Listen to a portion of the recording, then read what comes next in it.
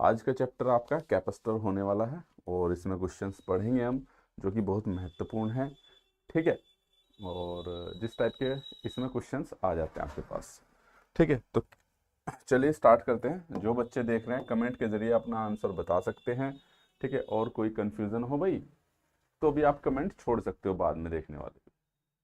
सही दिखाई दे रहा है, सही चल रहा है। चलिए अच्छा,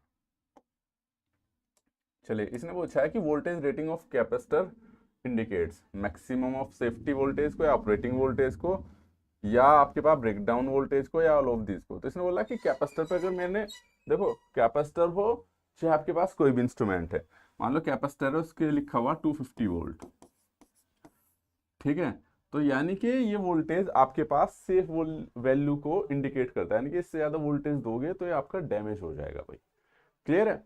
तो खाली कैपेसिटर नहीं, आप किसी भी इंस्ट्रूमेंट पे उसकी रेटेड वोल्टेज से ज्यादा वोल्टेज दोगे तो वो डैमेज होना ही होना है, क्योंकि उस वोल्टेज को उस इंस्ट्रूमेंट को इसके लिए नहीं बनाया गया है। Hello sir, hello Vaishali. तो ये हो गया आपके पास मैक्सिमम सेफ वोल्टेज। चलिए अगले क्वेश्चंस का जवाब दीजिए आप। ठीक है, अब इसने पूछा है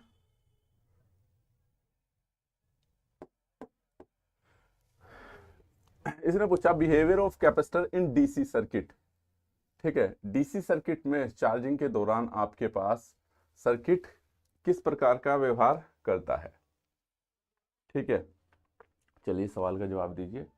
अब देखो बहुत सी बार ऐसा होता है कि डीसी सप्लाई के दौरान जो कैपेसिटर की रिएक्टेंस क्या होती है आपके पास, XC is equal to 1/2 pi F C. ये क्या उसमें भी आता है आपके पास, फ्रीक्वेंसी 0 तो एक्सी, रिएक्टेंस इन्फिनिटिव। ठीक है, और इन्फिनिटिव का मतलब यानी कि वो बिल्कुल ओपन सर्किट की तरह बिहेव करेगा। ठीक है, और चार्जिंग के दौरान बेसिकली क्या होता है आपके पास, चार्जिंग के दौरान क्या होता है, पोलराइजेशन रहता है। ठीक है, यानी कि जो नेगेटिव आयंस है वो नेगेटिव प्लेट पे, पॉजिटिव आयन पॉजिटिव प्लेट पे रहते हैं, तो इस वजह से उनमें कंडक्शन नहीं होता है। तो किसकी तरह वर्क करता है, act as a open circuit. कभी कभी ये भी आता है कि डीसी सप्लाई पर आपके पास कैपेसिटर कैसा बिहेव करता है, तो ये मैंने बताया था कि इंडक्टर आपका शॉर्ट सर्किट की तरह, ये ओपन सर्किट की तरह बिहेव करता है। अच्छा, I am not Vaishali, I am Vishal. Okay Vishal, मैंने यार तुम्हारे डबल एल लगा रखा है ना बाद में नाम में, तो एल को आइस पढ़ लिया, और फिर इतनी दूर से दिखता भी नहीं। मेरे कमेंट्स लैपटॉप में दिखते हैं, छोटे आते हैं, कोई बड़ी स्क्रीन नहीं लगा रखी हमने, जो एक बड़े बड़े यूट्यूबर लगा के रखते हैं, तो दैट्स व्हाई इट हैपन।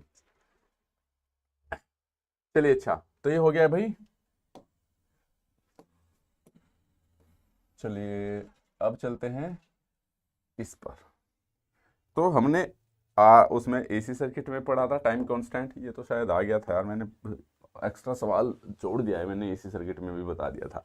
चलिए खैर, जिन्होंने पुरानी सीरीज देखी तो टाइम कांस्टेंट आरसी सर्किट में आर इंटू सी होता है, इस पर हम ऑलरेडी डिस्कस कर चुके हैं एसी सर्किट में, तो इतना ज़्यादा समय नहीं लेते हैं। ओके, चलिए ये सारे क्वेश्चन भाई हमारी बुक से हैं। अच्छा, नेक्स्ट क्वेश्चन पे आते हैं। अब आपके पास इसने बोला कि ये करना है, calculate the equivalent capacitance in microfarad between point A और बी। ठीक है भाई, ये ए और बी है। ठीक है, ए और बी पॉइंट है ये यहाँ पे ना, हो सकता है आपको इसमें दिखाई ना दे रहा हो। ठीक है, ये 5 माइक्रोफेरेड का कैपेसिटर है। ठीक है, इस सवाल का जवाब दीजिए भाई। ये शायद इसमें नहीं दिख रहे हो आपको, वैल्यू इनमें देखो, नहीं दिख रही वो छोटी ना, ये एक्चुअली मैंने फोटो खींच के लगाया था बुक का ही, देखो तुमने। ये 5 है, ये 10 माइक्रोफेरेड है, ये भी 10 माइक्रोफेरेड है, और ये 5 माइक्रोफेरेड है। ठीक है, और ये भी 10 माइक्रोफेरेड है। तो इसने ए और बी पूछा है, यहाँ पे 100 वोल्ट की सप्लाई भी दे रखी है इन्होंने। ओके, तो ए और बी यहाँ पर है। मैंने बता रखा जब ऐसा सर्किट आता है तो मैंने बता रखा है रेजिस्टेंस के केस में भी पढ़ा हमने। तो क्या है, सबसे पहले हमें देखना है कि क्या बैलेंस ब्रिज है। तो देखो आमने सामने की इंटू करके 10 इंटू 5 50 और 10 इंटू 5 50, तो यानी कि बैलेंस ब्रिज है आपके पास। ठीक है, या पी अपॉन के क्यू और आर अपॉन के एस, उससे भी बैलेंस ब्रिज की कंडीशन। तो मैं तो पी अपॉन क्यू में बच्चा फंस जाता है कि पी कहाँ रखे और आर कहाँ रखे, एस कहाँ रखे, उसमें बच्चा कंफ्यूज हो जाता है। ठीक है, तो मैंने बता रखा आमने सामने की इंटू करो, उसमें फंसता नहीं कि ऐसे क्रॉस लगाओ और देखो 10 पंजे 50 और 10 पंजे 50 बैलेंस है।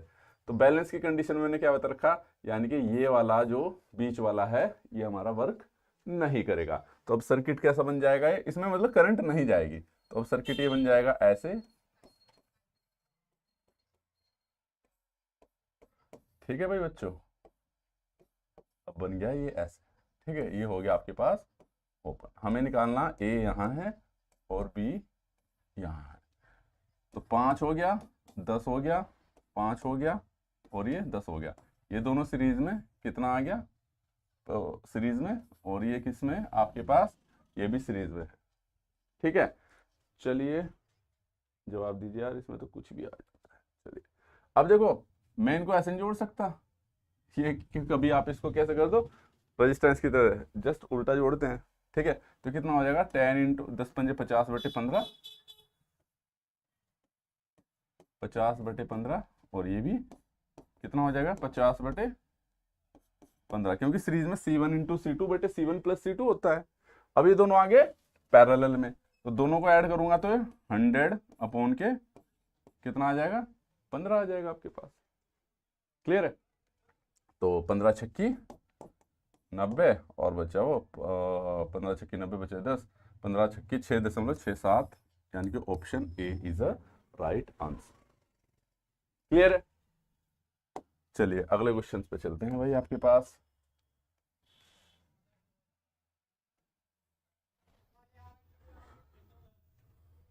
ठीक है, चलो अब इसमें आते हैं, what will be the resultant capacitance given combination. तो इन पे भी गिवन कॉम्बिनेशन पे एक रिजल्टेंट वो आ जाता है।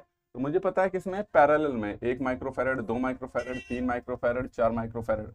तो ये किसमें, पैरेलल में। पैरेलल का फॉर्मूला CT=C1 + C2 + C3 + के C4, ठीक है, इनको जोड़ दो, 4 3 7 और 2 9 और 1 10, 10 माइक्रोफैरड हो जाएगा, बस कुछ सॉल्व करने की भी जरूरत नहीं है। ओके चलिए, अच्छा ये अच्छा सवाल है। अब इस वाले सवाल का जवाब दीजिए आप, देखिए क्या होगा। इसने पूछा कि A 20 milli farad capacitor is in a series 150 ohm register, the combination is placed across the 440 volt DC, the time constant of the circuit, ठीक है। तो इसने टाइम कांस्टेंट पूछा है, इसने बोला कि भाई आपके पास एक कैपेसिटर है और जो कि 150 ओम के रेजिस्टर के साथ सीरीज में है, जो कि आपके पास क्या है 20 मिली फैरड का है। तो भाई टाइम कांस्टेंट सिंपल सी बात है, T=R/C होता है। R की वैल्यू 150 दी है इसने ओम, और ये 20 मिली फैरड, तो इसे फैरड में करोगे 10⁻⁻3, तो ये हो गया आपके पास 15 दूनी 30, ठीक है। अब 15 दूनी 30, तो 2 0 ये लगा दो, इंटू 10⁻⁻3, -3 से 3 तो 3 सेकेंड, क्या आ जाएगा 3 सेकेंड। तो ऑप्शन हो जाएगा आपके पास D। ओके चलिए, अच्छा अब आ जाते हैं इस वाले क्वेश्चंस पे। देखिए ये क्या कहते हैं, ये सारे क्वेश्चंस भाई बुक में अवेलेबल है, अगर आपने बुक के चैप्टर पढ़े होंगे तो देखा भी होगा।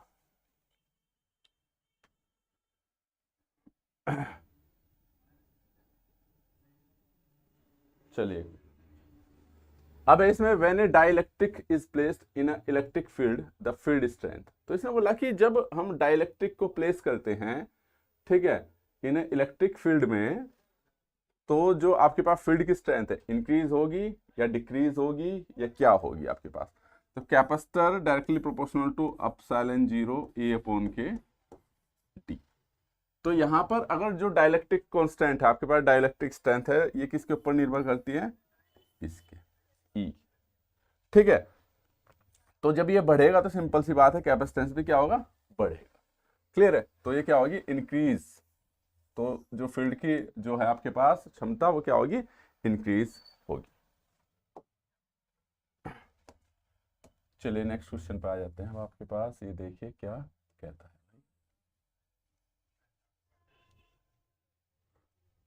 ये देखिए, ये कह रहा what is the capacitance value of capacitor require 5 coulomb charge, ठीक है, coulomb to the charge 35 volt, तो इसने पूछा कि भाई ये कैपेसिटर का मान बताना है आपको, ठीक है, यदि मतलब कि उसके पास 35 वोल्ट के लिए 5 कूलाम की आवश्यकता हो।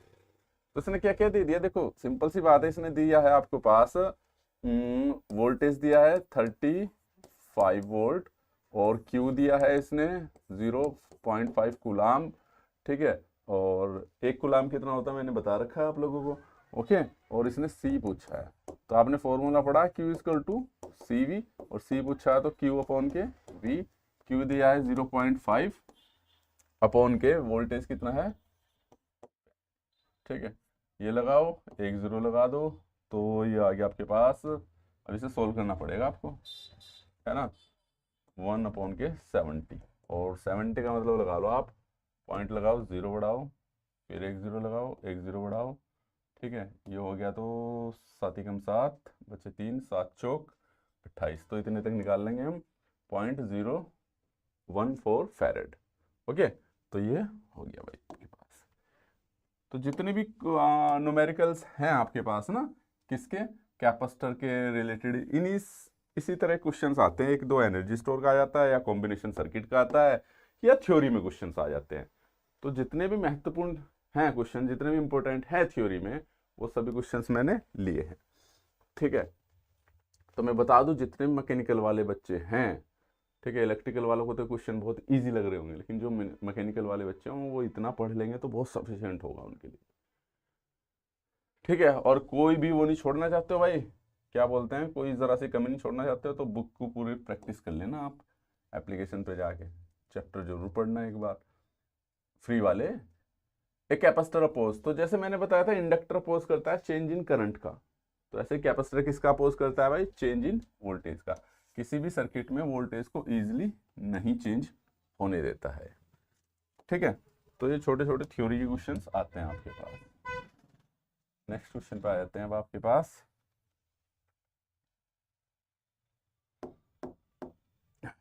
इसने पूछा the capacitance of a parallel plate capacitor is not affected.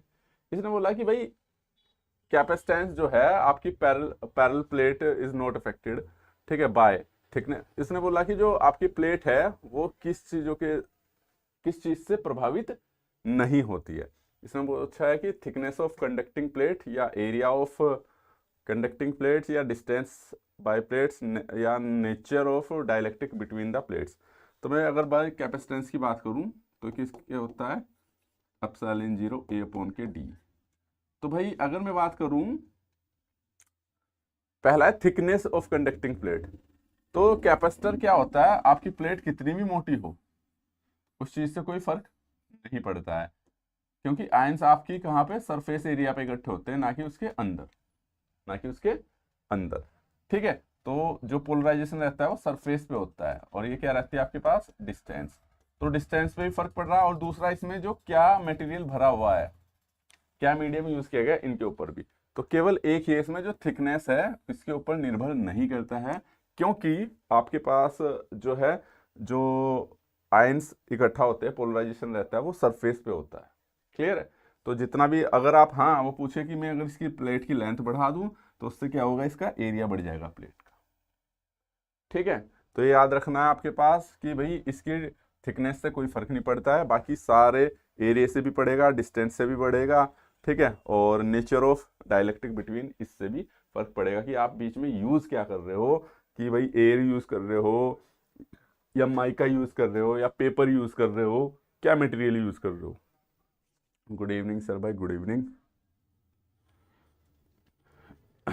चलिए अच्छा, नेक्स्ट क्वेश्चन पे आ जाते हैं अब आपके पास।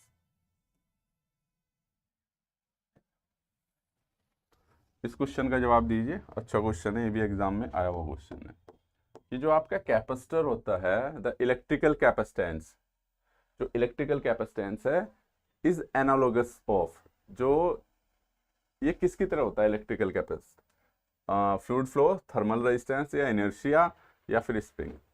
तो भाई कैपेसिटर क्या करता है, कैपेसिटर एनर्जी को स्टोर करता है, और फिर जब जरूरत होती है तब रिलीज करता है। ऐसा काम क्या करता है स्प्रिंग। स्प्रिंग का काम ही है कि आप उस पर दबा दो, और जब तक दबा के रखोगे तो दबा रहेगा, जैसे छोड़ोगे वो उठ जाएगा, ठीक है। तो उसी हिसाब से एनर्जी को रिलीज करता है वो। तो ये हो गया ऑप्शन डी। चलिए नेक्स्ट क्वेश्चन पे आ जाते हैं अब आपके पास। ये देखिए क्या कहता है, इनका भी जवाब दीजिएगा भाई, बताइए। ये है, इसने बोला है कि एक ideal voltage source will charge an ideal capacitor. एक ठीक है, इसने बोला कि एक आइडियल वोल्टेज सोर्स और एक आइडियल कैपेसिटर को समय में चार्ज करता है। कितने समय में चार्ज करता है? इसने बोला कि मेरे पास आइडियली वोल्टेज सोर्स है, आइडियली मेरे पास कैपेसिटर है, तो कितनी देर में चार्ज कर देगा। तो अगर मैं बात करूं आइडियल की, तो आइडियल का मतलब है उसमें कोई रेजिस्टेंस होने का, रेजिस्टेंस जीरो।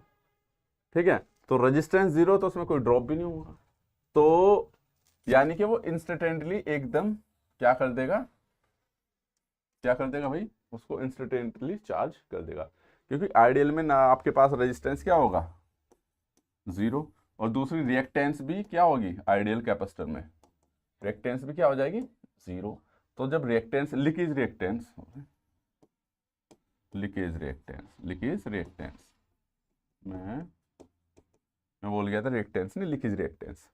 ठीक है, लीकेज रिएक्टेंस क्या हो जाएगी आपके पास, जीरो।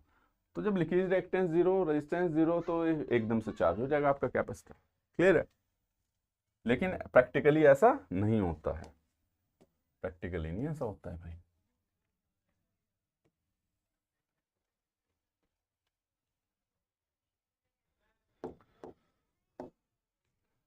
चलिए भाई,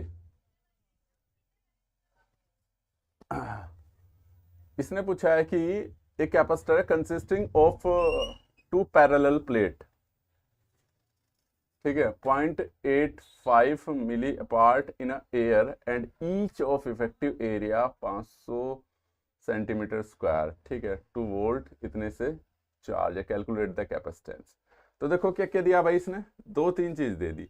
एक तो पैरेलल प्लेट्स के बीच में डिस्टेंस दे दिए, कितने मीटर, 0.5 मीटर। ठीक है, और इफेक्टिव एरिया दे दिया, तो एरिया दे दिया इसने 500 सेंटीमीटर स्क्वायर, सेंटीमीटर स्क्वायर। इसे मीटर स्क्वायर में करोगे 500 इंटू 10 की पावर -4 मीटर कर दो इसको, है ना। और डिस्टेंस दे दिया d 0.5 mm, और इसे मिलीमीटर में बदलना है तो 0.5 इंटू 10 की पावर -3, ये mm में थी तो मीटर में हो गया। ठीक है, तो क्या पूछा है इसने, कैपेसिटेंस पूछा है। ठीक है, तो capacitance epsilon zero A upon के टी। बीच में क्या बताया इसने, इसकी भी वैल्यू होती है epsilon zero, epsilon R A upon के डी।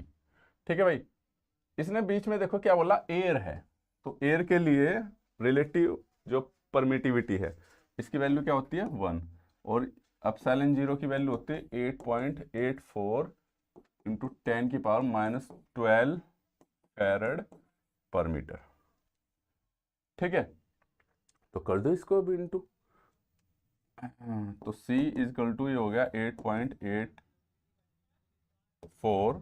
ठीक है, वैसे तो मुझे यहीं से पता चल जा रहा है, इसमें से ये आंसर ना, एरिया हो गया आपके पास बेटा कितना हो गया 500 इंटू 10 की पावर -4, और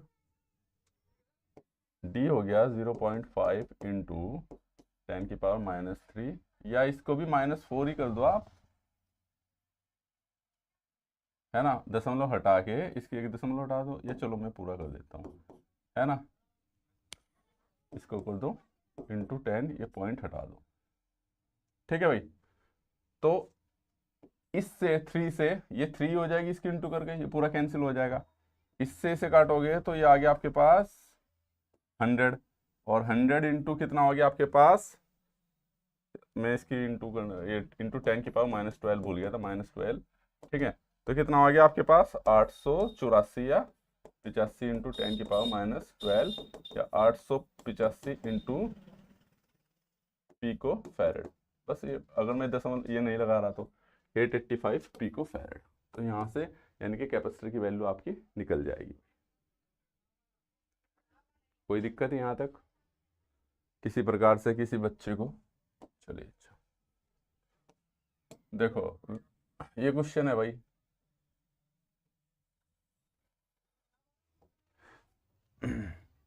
ये क्वेश्चन है, इसने बोला है कि भाई आपके पास दो कैपेसिटर है और मैक्सिमम वोल्टेज इतने इतने विद स्टैंड मैक्सिमम वोल्टेज इतने, what is the maximum will be system two capacitors.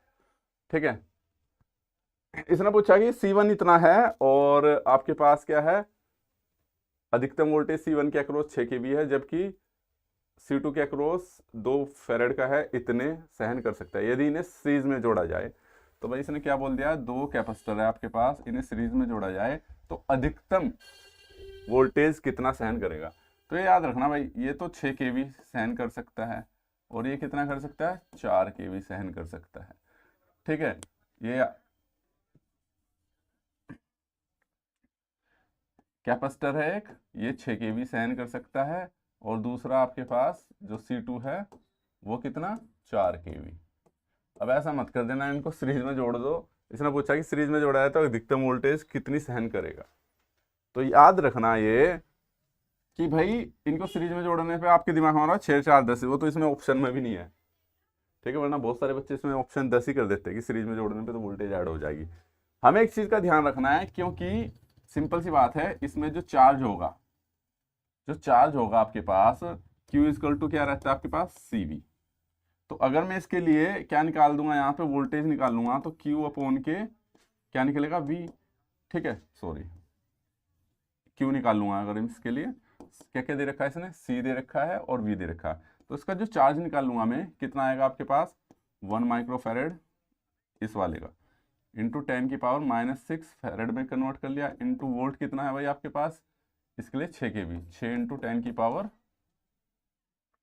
कितना हो गया है, 3। ओके, इतने kV, तो कितना हो गया आपके पास भाई, C1 माइक्रोफेरेड है और विद स्टैंड वोल्टेज 6 kV। ठीक है, हाँ, तो ये आ गया आपके पास 6 माइक्रो कूलाम हो जाएगा, या तो 6 इंटू 10 की पावर -3 कर दूं मैं इसको, अरे चल जा भाई, 6 इंटू 10 की पावर -3 कूलाम, इसमें Q1 ले लो इस वाले केस में ना। इसी प्रकार से मैं इसका निकाल दूंगा, Q इक्वल टू CV से Q2, तो इसका कितना है भाई आपके पास है, ये है C2 है 2 इंटू माइक्रो है तो -6 से इंटू कर दिया, और वोल्टेज है आपके पास 4 गुना 3। ठीक है, तो ये देखिए कितना आ गया आपके पास, 4 है और 2 है, 4 दूनी 8 इंटू 10 की पावर -3 या 8 माइक्रो कूलाम। यहाँ पे 6 माइक्रो कूलाम है भाई, और यहाँ पे 8 माइक्रो कूलाम है। तो ऐसा आपका बिल्कुल संभव नहीं हो सकता कि आपके पास सीरीज में है ये दो, आपके पास सीरीज में है दोनों, ठीक है, इसमें चार्ज अलग जाए, इसमें अलग जाए, ऐसा बिल्कुल पॉसिबल हो ही नहीं सकता। तो हम क्या करते हैं, किसे कंसीडर करते हैं, चार्ज जिसकी चार्ज की वैल्यू कम है, सीमित, जिसको सीमित चार्ज बोल देते हैं हम, क्योंकि 6 माइक्रो कूलाम तो उससे दूसरे से जा सकता है, जिसमें 8 माइक्रो कूलाम जाता है, इस वाले में 8 माइक्रो कूलाम का चार्ज है, लेकिन इसमें कितना है, 6 का है। जब दोनों को ऐड करूंगा ऐसा तो नहीं 8 के 8 को फ्लो करा दूं, क्योंकि सीरीज में तो चार्ज सेम रहता है, तो इसलिए हमें किसको कंसिडर करना पड़ेगा, 6 को। क्लियर है, और मैं बता दूं, ये देखिए इसका जो सॉल्यूशन है मैंने अगली उस पर करा भी, ये दे रखा है, मतलब ये इसलिए दिखाया कि बस समझ लो बुक का एडवर्टीजमेंट है, कुछ भी समझ लो। ठीक है, यहाँ पे तो मैंने समझा ही दिया आप लोगों को। ठीक है, तो बुक में भी ये सॉल्यूशन दे रखे हैं हमने, मतलब कि मेहनत कर रखी है, इसलिए कह रहा हूँ एक बार बुक को जरूर पढ़ लेना। ठीक है, तो देखो सीरीज में देखो आंसर 9 kV दे रखा है इन्होंने, वही चीज है, सीरीज में कनेक्शन करने पर Q समान होता है, इसलिए C1 के लिए अधिकतम Q equal to Q C1 V1, फिर यहाँ से इतने कूलाम, C2 के लिए 8 कूलाम। ठीक है, और मैंने बताया भी Q के लिए इतने ब्रेकडाउन न्यूनतम सीमा है, तो Q द्वारा ही निर्धारित होती है। ठीक है, तो C1 पर जो कि C1 पर सीमित है, क्यों सीमित है, क्योंकि भाई उससे इतना ही चार्ज जा सकता है 6 माइक्रो कूलाम, उसमें 8 वाला ले जाओगे तो फट जाएगा, खराब हो जाएगा, डैमेज हो जाएगा। तो इसलिए वोल्टेज C1 पे क्या होगा, Q अपॉन के C1, तो 6 इतने डिवाइड बाय 10 की पावर -6 है ना, क्योंकि ये 1 माइक्रोफैरेड है, इसलिए यहाँ पे 1 इंटू 10 की पावर -6, 10 की पावर 6000, इसलिए VC2 पर कितना आ जाएगा, 3000। तो इन दोनों को सीरीज में वोल्टेज ऐड कर दो। अच्छा, ये हम दिखाएं, ये 6 और 3 9, वोल्टेज ऐड हो जाती है, 6 और 3 9, तो इसलिए 9 kV हो जाएगा या 9000 वोल्ट हो जाएगा। क्लियर है, तो कहने का मतलब ये है, ये मैंने डाल दिया था आप लोगों के लिए सॉल्यूशन, ताकि आपको एक थोड़ा सा डेमो वर्जन भी मिल जाए कि किस तरीके से हमने सॉल्यूशन करा रखे हैं भाई बुक में। ठीक है, तो आप किसी भी एग्जाम की तैयारी कर रहे हो, खाली इसकी नहीं, और जिसने एक बार बुक ले ली, ठीक है, पूरी पढ़ी गेरी, तो डेफिनेटली आप अपने अंदर इम्प्रूवमेंट देखना। क्योंकि इस बुक में ये खास है कि आपको काफ़ी बुकों में कुछ चीज़ें मिलेगी, में कुछ मिलेगी, और मतलब कि किसी में कंटेंट पूरा नहीं होगा, इसमें मैंने बिल्कुल कंटेंट पूरा रखा है। ठीक है, calculate the total capacitance in circuit. तो टोटल कैपेसिटेंस बताना बहुत सिंपल है, सीरीज में है, 1/k क्या हो जाएगा 30 प्लस के 1/k 10 प्लस के 1/k 30, तीनों सीरीज में है ना, 1/k C2, इससे निकाल दो तो कितना हो जाएगा भाई आपके पास 30, एलसीएम ले लो आप, तो ये आ गया 1 प्लस के 3 प्लस के 1/k CT, और CT इजकल टू क्या हो जाएगा आपके पास टोटल कैपेसिटेंस 30 बटे, उल्टा कर दो इसको, 3 और 2 5 6 30, 6 माइक्रोफैरड। ठीक है, सिंपल है, इस तरीके के सवाल भी आते हैं। चलिए अब नेक्स्ट क्वेश्चन है आपके पास,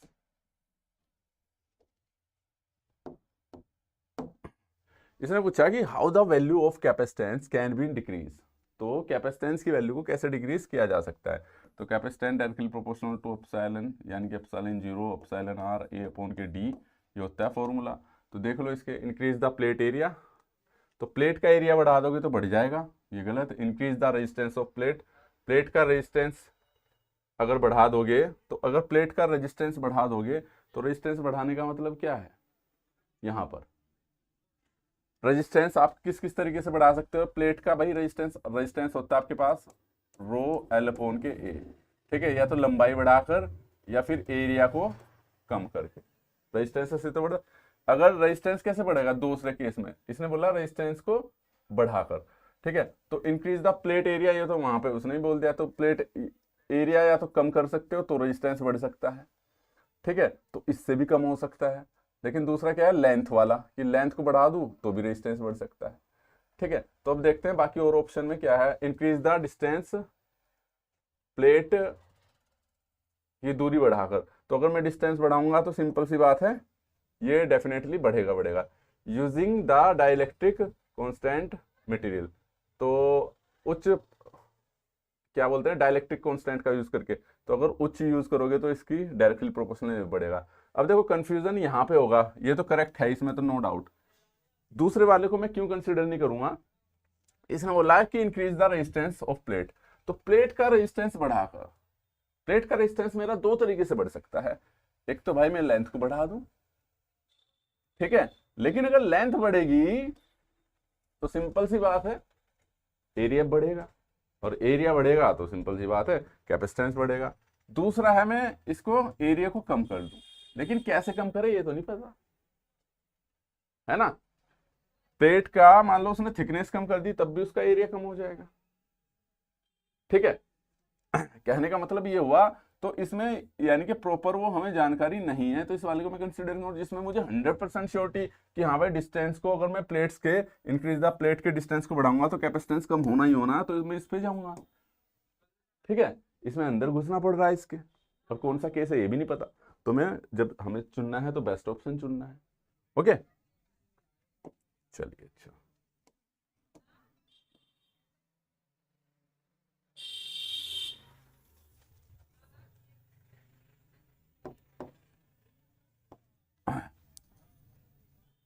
अब इसमें है कि 100 वोल्ट की बैटरी का प्रयोग करके 800 पिकोफैरेड चार्ज किया जाता है, तो कैपेसिटर द्वारा कितने इलेक्ट्रोस्टैटिक ऊर्जा संग्रहित की जाती है। 800 पिकोफैरेड का, तो ये भी आता है भाई, एनर्जी स्टोर कितना होता है, हाफ CV², 1/2, और ये कितना हो गया आपके पास CV², कितनी एनर्जी स्टोर करेगा।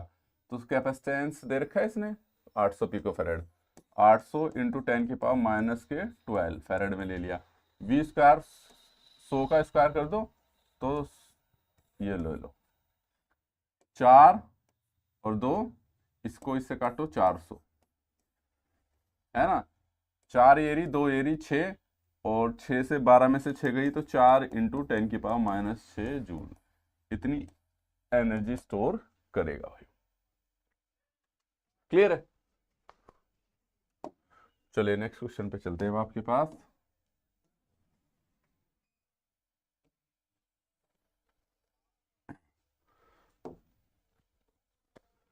यह 3 कैपेसिटर है ऑफ 3 माइक्रोफेरेड, इतने इतने आर कनेक्टेड इन पैरेलल, तो the maximum current will pass.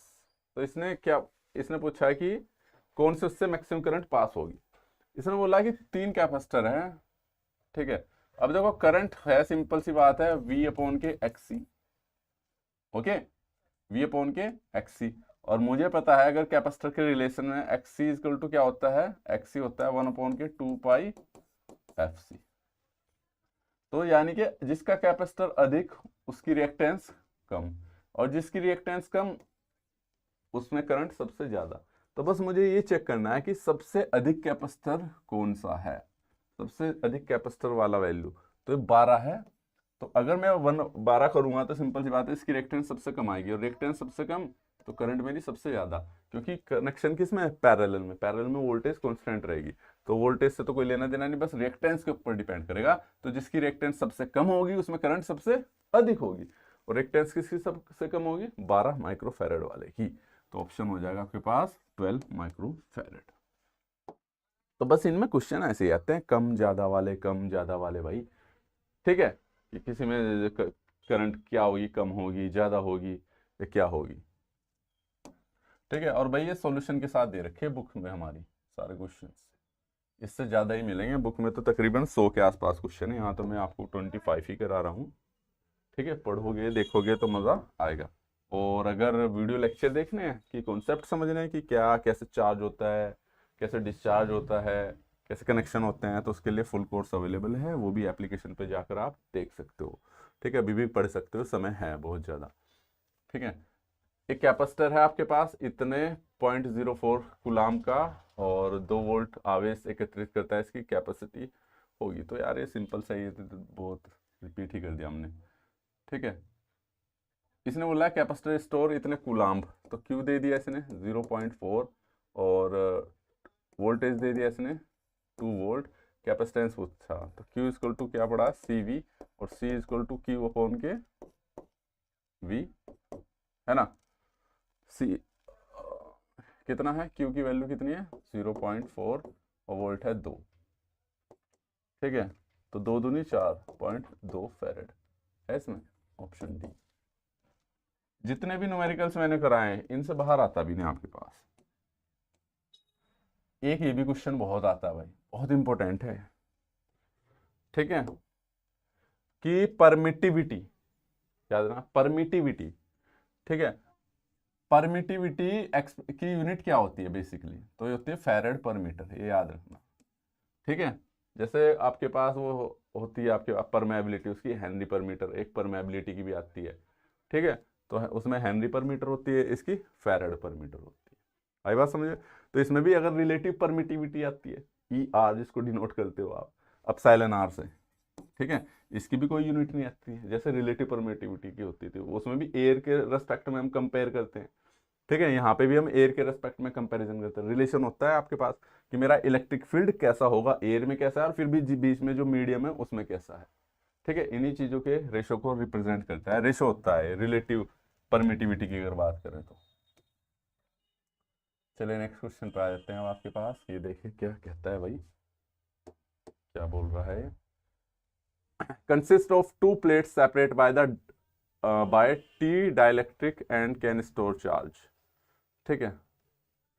पराविद्युत द्वारा 2 प्लेटों को अलग बने आवेश में संग्रहित हो सकता है। तो इसने बोला है कि भाई 2 प्लेट्स में आपके पास D डिस्टेंस से सेपरेट है और इसमें चार्ज इकट्ठा होता है, तो इनमें से क्या हो सकता है।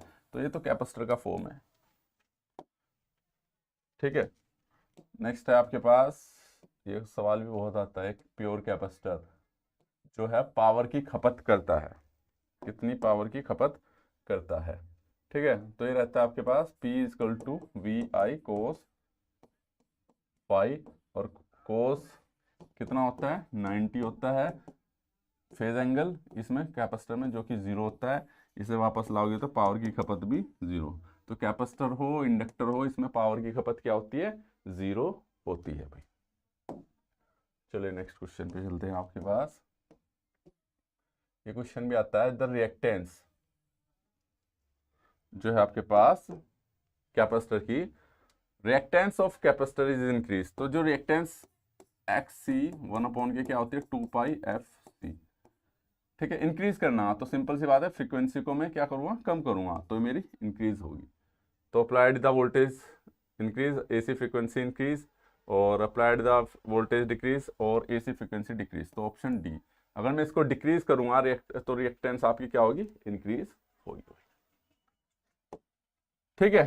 तो चलिए इस प्रकार से कैपेसिटर के जितने भी, कैपेसिटेंस के जितने भी महत्वपूर्ण सवाल थे वो हमने आज स्टडी किए हैं। और क्वेश्चंस अगर आपको पढ़ने हैं तो एप्लीकेशन पे जा सकते हो, बुक्स में बहुत सारे क्वेश्चन अवेलेबल है, उनकी प्रैक्टिस कर सकते हो, सॉल्यूशन के साथ दिए गए हैं हिंदी और इंग्लिश में।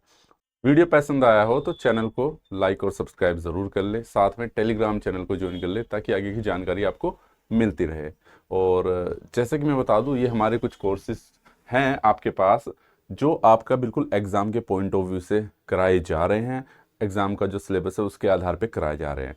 जो बच्चा कोर्स में एनरोल होना चाहता है, ये कोल इंडिया का बैच है। इसमें SCCL, NCL, MCL या फ्यूचर में आने वाली जितनी भी कोल इंडिया की कंपनियां हैं उनका कोई भी कंटेंट आता है तो उसमें ऑटोमेटिक ऐड हो जाएगा।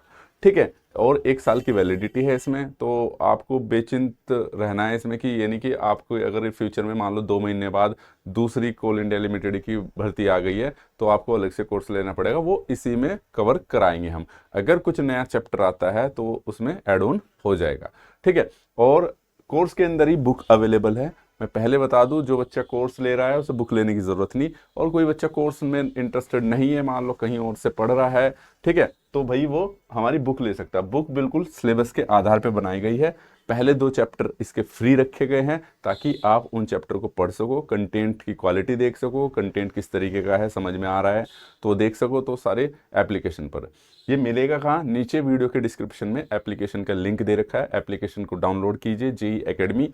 ठीक है। और साथ में उसमें बुक वाले फोल्डर में बुक मिलेगी आपको, और पेड कोर्स वाले में ये कोर्स मिल जाएगा। साथ में बता दूं, ये मेगा कोर्स है हमारा, ये आपका 5 साल की वैलिडिटी के लिए है।